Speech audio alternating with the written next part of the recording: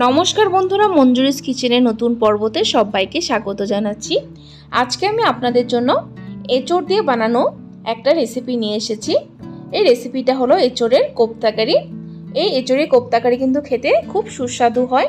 যেহেতু এখন এঁচোড়ের season, so আপনারা এই কোপ্তাকারিটা কিন্তু অবশ্যই বানাতে পারেন।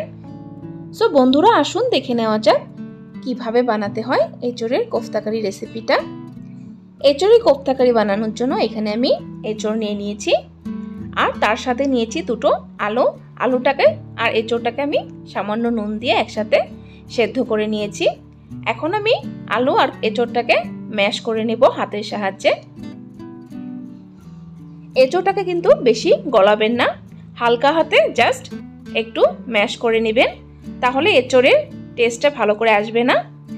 সো কোফতা বানানোর জন্য এখানে আমি নিয়ে নিচ্ছি কাঁচা লঙ্কাটাকে কুচিয়ে নিয়েছি ভালো করে। তারপর এখানে নিয়ে নিয়েছি আমি আদাটাকেও কুচিয়ে নিয়েছি। আপনারা আদাটাকে পেস্ট করেও দিতে পারেন।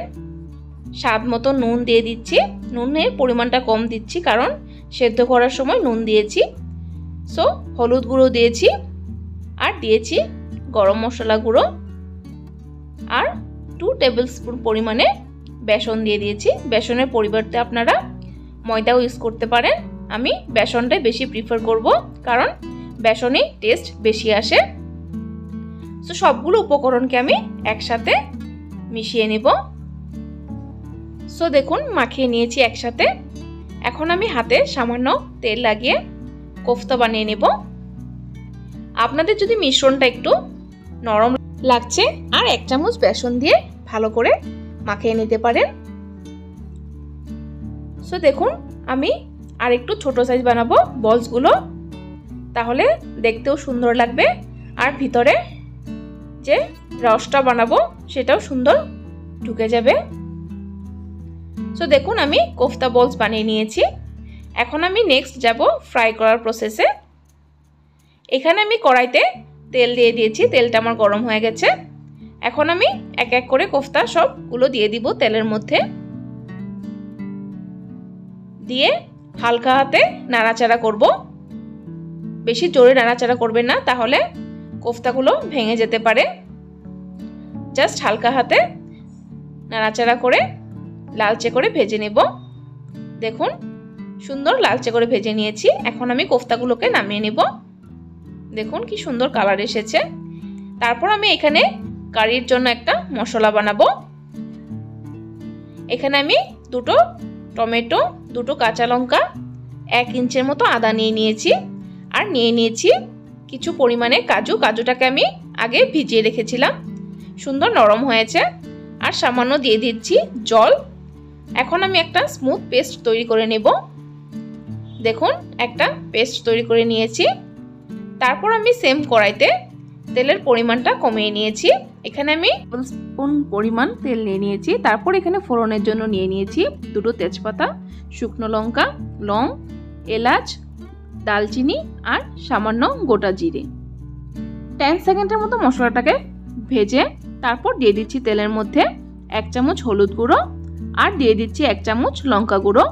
গ্যাসের ফ্লেমটা কিন্তু আমি একদম লোতে রেখেছি, হাই ফ্লেমে কখনো মশলাটা দিবেন না। আপনারা যদি পারেন গ্যাসটাকে বন্ধ করে তারপর দিবেন। তেলের মধ্যে এই হলুদ গুঁড়ো আর লাল লঙ্কা গুঁড়ো দিলে খুব সুন্দর একটা কালার আসবে কারিতে। সো এখানে আমি এখন দিয়ে দিব পেস্ট করে রাখা মশলাটা। একটু ধুয়ে জলটা দিয়ে দিচ্ছি আমি।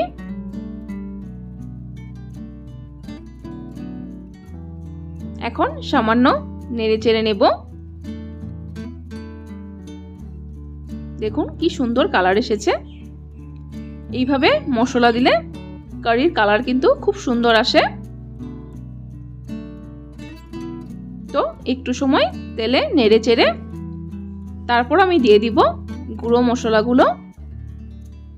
এখানে আমি 1 চামচ জিরে গুঁড়ো, 1/2 চামচ ধনে গুঁড়ো দিয়ে দিচ্ছি। আপনারা যদি গরম মশলা গুঁড়ো দিতে চান তাহলে দিতে পারেন, আমি আর ইউজ করছি না কারণ গোটা গরম মশলা আমি দিয়েছি তেলের মধ্যে। এখন আমি অল্প সময় ঢাকা দিয়ে মশলাটাকে কষিয়ে নেব ভালো করে।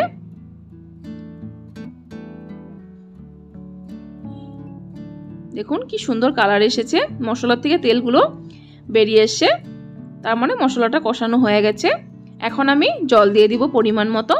এখানে আমি গরম জল ইউজ করছি, আপনারা গরম জলটা ইউজ করবেন, তাহলে কালারটাও সুন্দর আসবে, টেস্টটাও একটু অন্যরকম আসবে। সো আমি ফুটিয়ে নিব অল্প সময়, আমি ঢাকা দিয়ে দিব।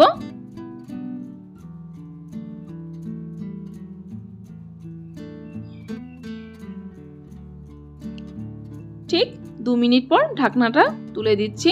দেখুন খুব সুন্দর বয়েল এসেছে, কালারটাও দেখুন কি সুন্দর এসেছে। এখন আমি দিয়ে দিচ্ছি নুন, নুনটা আপনাদের স্বাদ অনুযায়ী দিবেন।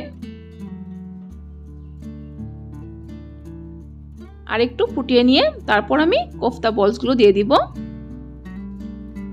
এখন আমি কোফতাগুলো দিয়ে দিব। কোফতাগুলোকে দিয়ে জাস্ট 1 মিনিটের জন্য ফুটিয়ে নিব, বেশি সময় ফোটাবো না, জাস্ট 1 মিনিট। তাহলে কোফতাগুলো সুন্দর ফুলে উঠবে এবং কারিটা ভালো করে টেনে নেবে, তাহলে টেস্ট আসবে। এখন আমি অল্প সময় ঢাকা দিয়ে রেখে দিব। লাস্ট ইনগ্রিডিয়েন্টস দিয়ে দিচ্ছি আমি 2 চামচ ঘি। ঘিতে কিন্তু খুব সুন্দর একটা গন্ধ আসে, খেতেও টেস্ট হয়, যেহেতু আমি নিরামিষ রান্না করেছি। আপনারা যদি গরম মশলা দিতে চান এই সময় দিয়ে দিবেন। এখন আমি ঢাকা দিয়ে রেখে দিব প্রায় আধ ঘন্টার জন্য। আধ ঘন্টা পর আমি সার্ভ করে নিচ্ছি কোফতাগুলো। আপনারা দেখতেই পাচ্ছেন কতটা সুন্দর কালার এসেছে, খেতেও কিন্তু খুব সুস্বাদু হয়েছে, কোফতাগুলো একদম সফট হয়েছে। সো বন্ধুরা, আমার আজকের রেসিপিটা কেমন হয়েছে কমেন্টে অবশ্যই জানাবেন, আর ভালো লাগলে একটা লাইক অবশ্যই দিবেন। আমার চ্যানেলটাকে সাবস্ক্রাইব করে পাশে থাকা বেল আইকনটা ক্লিক করে দিবেন, তাহলে আমার চ্যানেলের নিত্য নতুন রেসিপির নোটিফিকেশন আপনারা পেয়ে যাবেন।